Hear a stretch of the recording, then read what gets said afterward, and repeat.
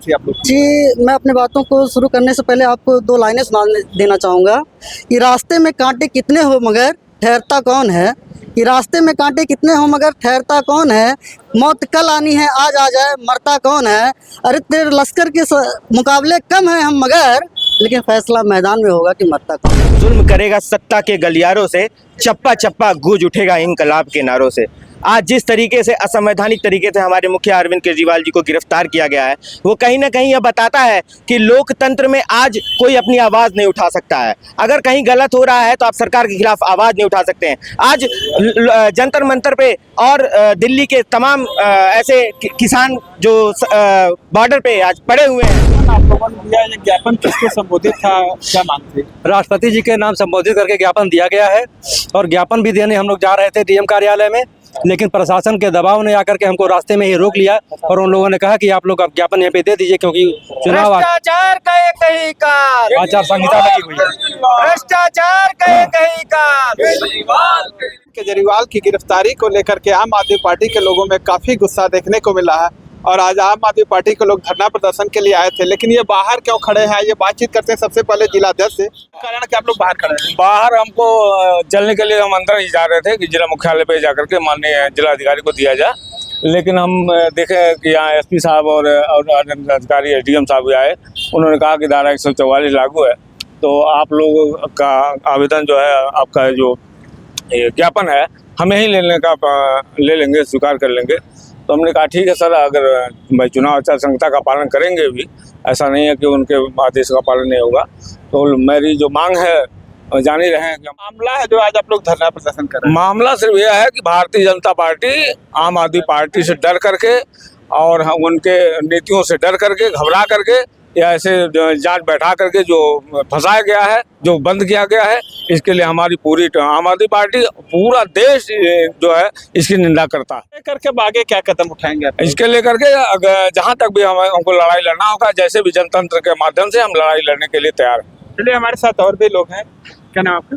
मेरा नाम पंडित जी, ये बताइए आज आप लोग जो इकट्ठा हुए हैं, क्या मामला किस बात को लेकर इकट्ठा? ये हमारे आदरणीय नेता अरविंद केजरीवाल जो दिल्ली के मुख्यमंत्री हैं, हमारे आम आदमी पार्टी के राष्ट्रीय संयोजक हैं, ठीक है। उनकी गिरफ्तारी को लेकर भारतीय जनता पार्टी के इशारे पे ये तानाशाही की सरकार जिस तरीके से संवैधानिक रूप से एक मनगढ़ंत एक स्क्रिप्ट तैयार करके जो हम आम आदमी पार्टी को दबाने की कोशिश करी है, जो आम आदमी की आवाज़ उठा के सड़क से लेकर सदन तक, चाहे स्वास्थ्य की बात होती है या शिक्षा की बात होती है या देश की भविष्य की बात होती है, हर समाज एक समन्वय स्थापित करके लोगों का काम करने का आवाज़ उठा। देखती बढ़ती हुई लोकप्रियता नरेंद्र मोदी जी के अंदर एक दहशत हो गई है कि अगर नरेंद्र मोदी जी का एक ही काल है, वो अरविंद केजरीवाल जी है, जो आज देश में एक विकल्प के रूप में सबसे बड़े कम समय में और सबसे बड़ी अपने आप को बहुमत और जनमत के साथ सदन में पहुंचने का काम कर रहे हैं, वो हमारे नेता अरविंद केजरीवाल। देखा जा रहा है अरविंद केजरीवाल जी गिरफ्तार हो गए हैं, तो क्या उनके ऊपर दोष सिद्ध हुए हैं? किस बात को लेकर गिरफ्तारी? नहीं, बिल्कुल, ये मैंने आपको बताना कि मनगढ़ंत एक स्क्रिप्ट है, उस स्क्रिप्ट के तहत उनकी गिरफ्तारी एक ताकि ये चुनाव में किसी प्रकार की कंपेनिंग ना करने पाए।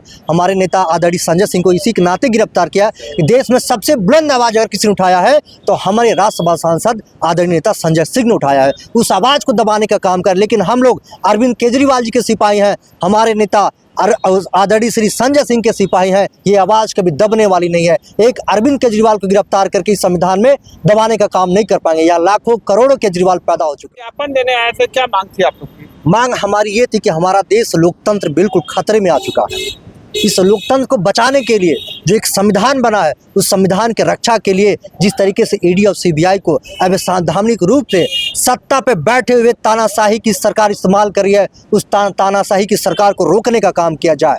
ये देश भारत के भविष्य के साथ खिलवाड़ हो रहा है। इस तरीके से हमारे आम जनमानस में इस राष्ट्र के लिए बड़ा ही जहर घोल काम करनी है। आज भारतीय जनता पार्टी अगर इस तरीके से काम कर रही है तो एक ऐसी प्रपार्टी लाने का काम कर रहे हैं, कुछ जगह पे आज उनकी बारी है, कल हमारी बारी होगी। ये मजबूर करने का काम करेंगे कि वही सठम साठम समाचरित वाली व्यवस्था इनके साथ भी करनी चाहिए। हमारा देश इस तरीके से परंपरागत के तरीके से नहीं चला है। हमारे साथ और भी लोग हैं।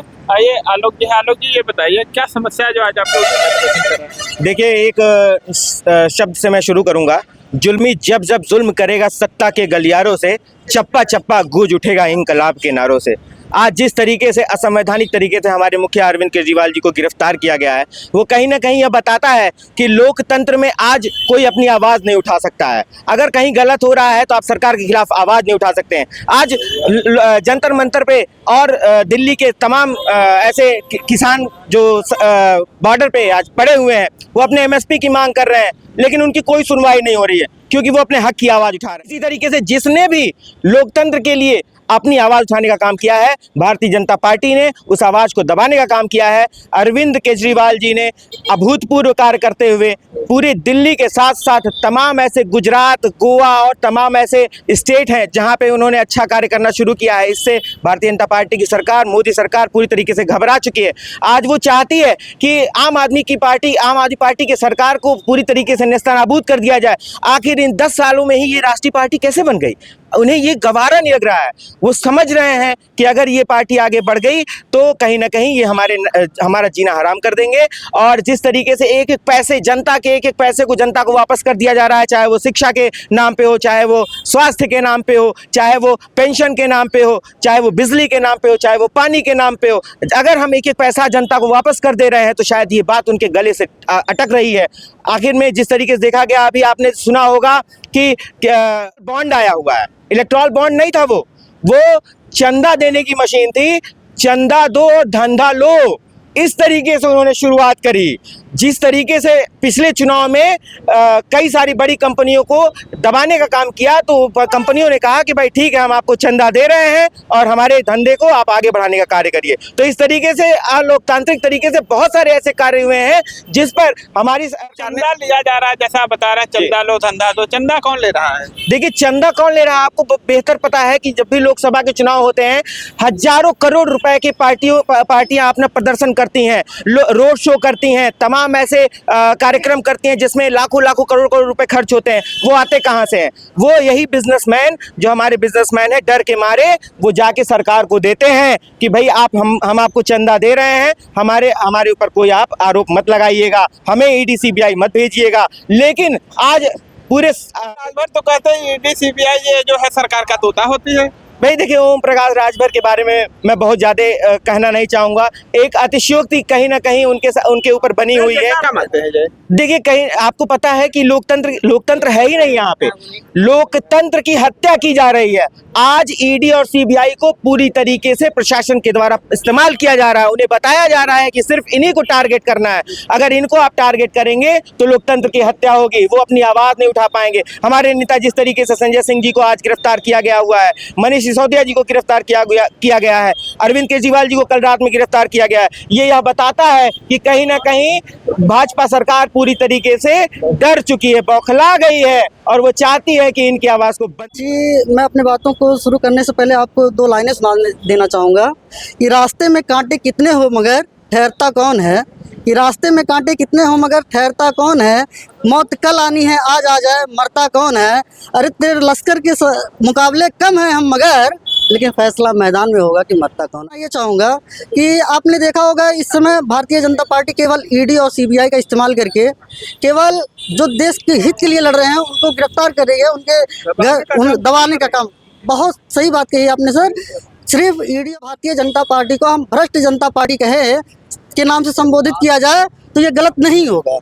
जिस तरह से आप हमारे संजय सिंह जी को देखेंगे, सांसद संजय सिंह जी को गिरफ्तार किया गया, हमारे उप मुख्यमंत्री मनोज सिसोदिया जी को गिरफ्तार किया गया, हमारे मेडिकल के जनाधार जिन्होंने मेडिकल व्यवस्था इतनी अच्छी दी, श्री सत्येंद्र जैन जी को गिरफ्तार किया गया। ये क्या है? ये केवल इनकी एक भ्रष्ट नीतियों की।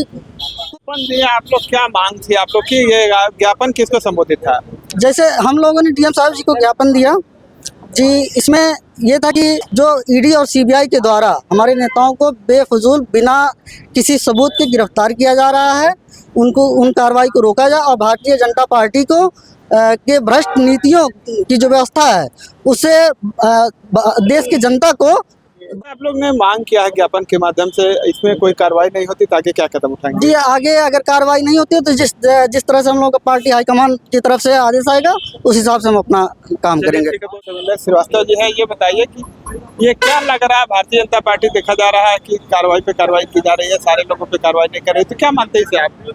असल में अरविंद केजरीवाल जी और आम आदमी पार्टी की बढ़ती हुई लोकप्रियता से घबरा करके भारतीय जनता पार्टी के मुखिया और प्रधानमंत्रीगण जो है वो बहुत ही विक्षिप्त हैं, बौखलाए हुए हैं और वो नहीं चाहते हैं कि जो जनता के वेलफेयर के लिए काम हो रहा है वो ऐसा करके वो इतनी लोकप्रियता हासिल कर पाए। 10 साल के अंदर राष्ट्रीय पार्टी बनी है आम आदमी पार्टी, अन्य प्रदेशों में भी विस्तार होता जा रहा है। इससे बीजेपी को लग रहा है कि ये अगर आ गए तो हमारी सत्ता छिन जाएगी। आने वाले लोकसभा चुनाव में इलेक्टोरल बॉन्ड को लेकर के जो छीछालेदर हुई है बीजेपी की, वहाँ से जनता का ध्यान हटाने के लिए कल रात में 9 बजे अरविंद केजरीवाल जी को गिरफ्तार किया गया है।